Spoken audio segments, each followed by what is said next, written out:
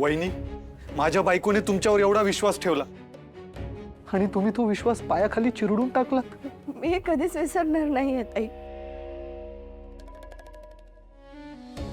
तू ना मला life टाइमचा trauma दिलायस। मी खरंच काही केलेलं नाहीये। मी पण राजवाड्यांच्या घरची सून आहे ना। या घराच्या मान मर्यादा जपल्या जाव्यात यासाठी मी अतोनात प्रयत्न करत असते। मी खरंच सांगते, मला इथल्या रीती, इथली सभ्यता सगळं माहिती आहे। मग मी माझ्या बहिणीला मी असे कपडे घालायला का सांगेन? कारण तू अशीच आहेस। तुझे दाखवायचे दात वेगळे आहेत आणि खायचे दात वेगळे आहेत। अर्पिता, गप्पा बैस। कोणाशी बोलतेस असं भान आहे का तुला? दादा, तू प्रत्येक वेळेला माझ्यावरच चिडतोस, माझ्यावरच रागवतोस का? स्वतःची बायको काय करते ते नाही दिसत आहे का तुला?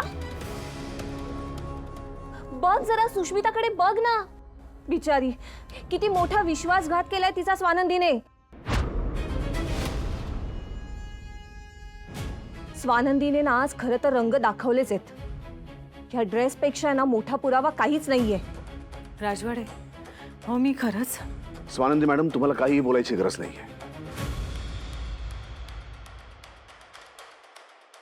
माझा तुमच्यावर पूर्ण विश्वास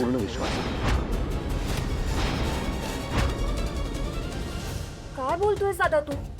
तुला अजून पण पटत नाहीये? अरे जरा भानावर ये, डोळे झाकून विश्वास ठेवू नकोस। तुझ्या बायकोने दिलेत कपडे हे सुष्मिताला।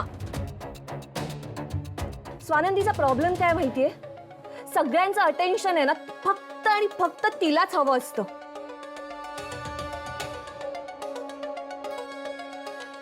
सगळ्यांनी कौतुक फक्त तिचं करायचं, बस, बाकी काही नाही। आणि तिच्यापेक्षा जरा कोणी चांगला वागायचा प्रयत्न केला किंवा चांगलं कोणी असलंच ना की ती असा काहीतरी प्रयत्न करते।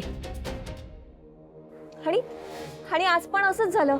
मोठ्या सुनेपेक्षा छोट्या सुनेचं आज कौतुक झालं असतं, म्हणून स्वानंदीने आधीच तिला तोंडावर पाडलं।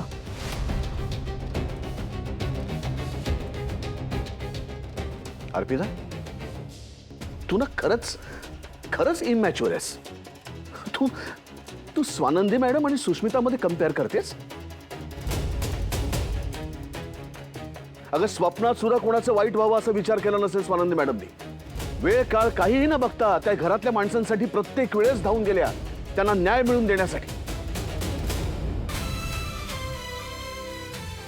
या घरातल्या माणसांचा, या घराचा कायम प्राधान्याने विचार केला त्यांनी। आणि स्वानंदी मॅडमनी आपल्या घरासाठी काय केलं हे मी तुला सांगायला पाहिजे वेगळं? आजपर्यंत स्वानंदी मॅडमनी राजवाडे घराण्याच्या परंपरा, त्याच्या मर्यादा कधीही ओलांडलेल्या नाहीत। त्यांनी कायम न्यायाची साथ दिली, सत्याची साथ दिली। या घरातल्या आल्या गेल्यांचा विचार केला, घरातल्या प्रत्येक माणसाचा विचार केला, अगदी आपल्या स्टाफचा सुद्धा विचार केला। प्रत्येकाला काय आवडतं, काय नाही आवडत, या सगळ्या गोष्टींचा विचार त्यांच्या वागण्या बोलण्यात दिसतो। आणि त्यांच्याशी तू असं वागतेस, असं बोलतेस?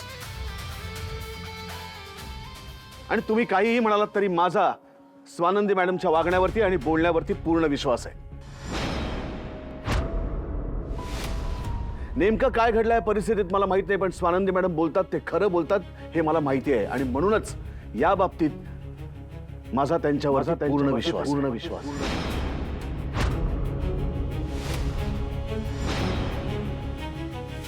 आणि दुसरी गोष्ट, सुष्मिता स्वानंदी मॅडमची बहीण आहे ना। तिला असं वाटलंच कसं की त्या तिच्यासाठी या कार्यक्रमाला अशा पद्धतीचा ड्रेस देतील? तिला एकदाही असं वाटलं नाही की हा ड्रेस घालण्यापूर्वी एकदा आपण कन्फर्म करून घ्यावं की नक्की हाच ड्रेस दिलाय की नाही? कारण तिने पण डोळे झाकून विश्वास ठेवला ना आपल्या बहिणीवर। आता तुम्ही मला सांगा, ही काय सगळी चूक काय फक्त सुष्मिताचीच आहे का? स्वानंदीची काही चूक नाहीये? मला एवढंच म्हणायचं आहे की कुठल्या प्रकारच्या कार्यक्रमासाठी आपण कुठला ड्रेस घालतोय याचा विचार सुष्मितानी करणं आवश्यक होतं। नाही, मला फक्त असं वाटतंय की मुळात तिने हा ड्रेस द्यायलाच कशाला हवा होता ना आपल्या बहिणीला। त्या जर म्हणत असतील की त्यांनी पैठणी दिली होती तर त्यांनी पैठणीच दिली होती। त्याचा ड्रेस कसा झाला हे मला माहित नाही, काहीतरी गडबड झाली असेल। पण मला असं वाटतं की आता हा कार्यक्रम इथे थांबवावा। झालं तेवढं खूप झालं। माफ करा, तुम्ही सगळेजण आमच्या आमंत्रणाचा स्वीकार करून इथे आलात। त्याबद्दल तुमच्या सगळ्यांचे धन्यवाद. पण आता खरंच माफ करा, हा कार्यक्रम इथे संपला असं मी जाहीर करतो.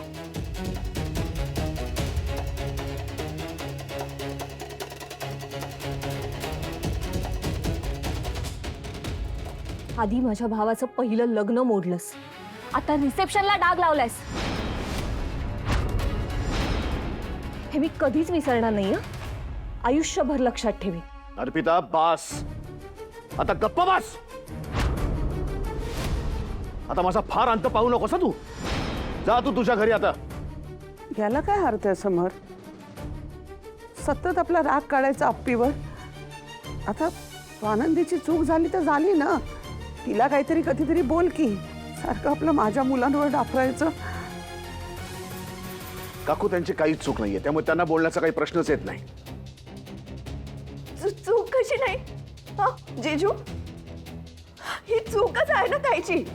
तिने हे सगळं मुद्दाम प्लॅन करून सगळं केलंय. तुला तर माहित होतं ना की माझ्यासाठी हा इव्हेंट किती इम्पॉर्टंट होता. माझे सगळे मित्र मैत्रिणी, माझे सगळे फॉलोअर्स या इव्हेंटला येणार होते, आलेत. आणि मला त्यांच्यासमोर ओरडून सांगायचं होतं that I am married. But आता मी काय सांगू त्यांना की माझ्याच ताईंनी मला तोंडावर पडले.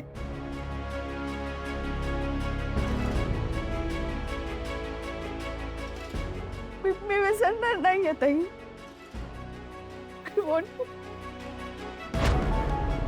मला नाही माहिती सुष, मी काय सांगितल्यावर तुझा विश्वास बसणार आहे.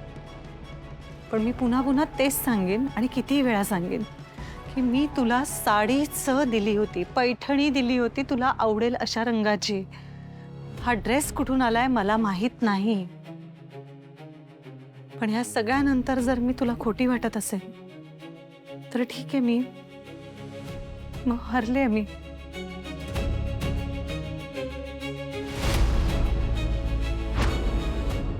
हे बरं आहे. आधी सगळी कारस्थानं करायची आणि नंतर मग सहानुभूती मिळवायची रडून रडून रडून. मंदा, गप्प बस आणि घरी चल. का मी गप्प बसू? सुष्मिता जर का चुकीची वागली तर तुम्ही तिला धारेवर धरता ना. मग आता स्वानंदी चुकीची वागली आहे, तिला धारेवर धरा. तिला काय नाही बोलत काही. कारण ती चुकली असेल असं मला मुळीच वाटत नाही. कारण ती असं कधीच करणार नाही. बाबा बोलतायत ते बरोबर आहे. नंदूताई असं करणारच नाही कधीच. वा वा वा वा, काय माणसं आहात तुम्ही. वा वा वा. आई बस ना, आता शांत हो ना. जे काय बोलायचं ते आपण घरी जाऊन बोलूयात ना, इथे नको प्लीज. इथे सुष्मिता बिचारी दुःखात आहे, रडते, ते नाही दिसत आहे कोणाला. एकदा सांगितलेलं कळत नाही का तुला मंदा? चल तू चल इथून.